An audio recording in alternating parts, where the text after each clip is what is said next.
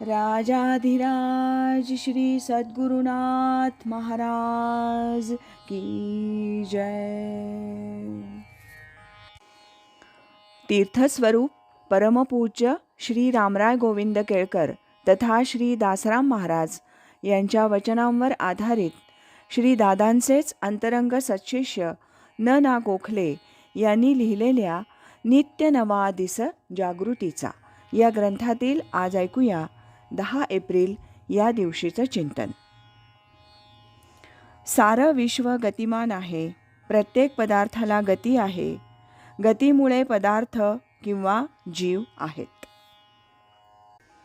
गती हा सर्व सृष्टीचा, विश्वाचा मूलभूत घटक आहे.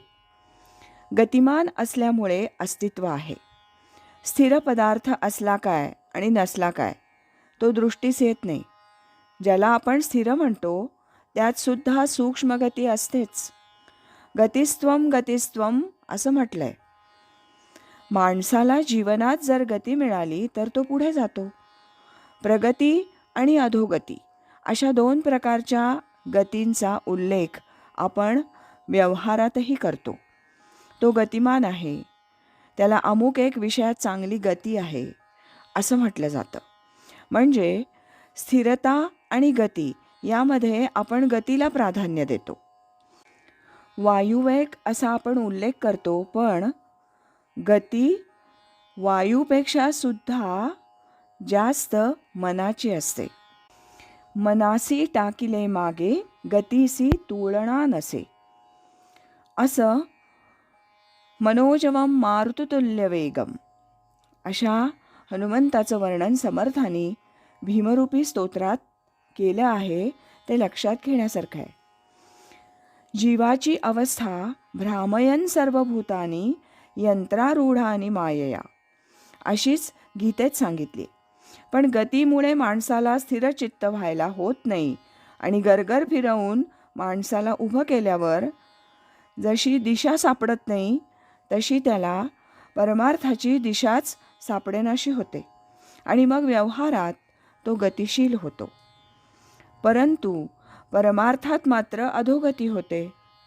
ऊर्ध्व गच्छन्ति सत्वस्था मध्ये तिष्ठन्ति राजसा जघन्य गुणवृत्तिस्था अधो गच्छन्ति तामसा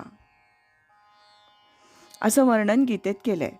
राजस गुण हा गतिमान स्थिरता दर्शवतो, म्हणजे त्याच्यात दोन्हीकडच्या गतीची क्षमता आहे. पण नुसत्या जिवंतपणीच गती असते असं नाही. मरणोत्तरही कुठली गती मिळाली यावर जीवाचा पुढचा प्रवास चालू राहतो. सद्गती झाली या सहज साक्षात्कार.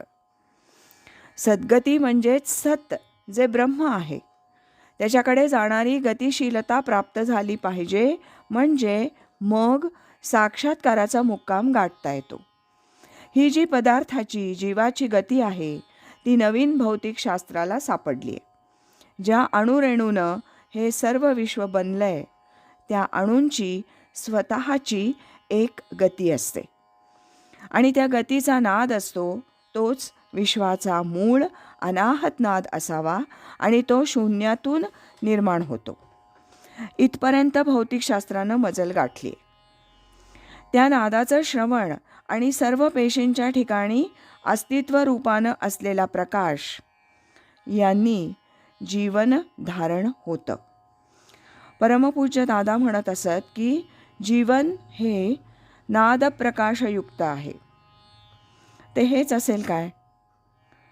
त्यांची कृपा झाली तर कोडं उलगडणार.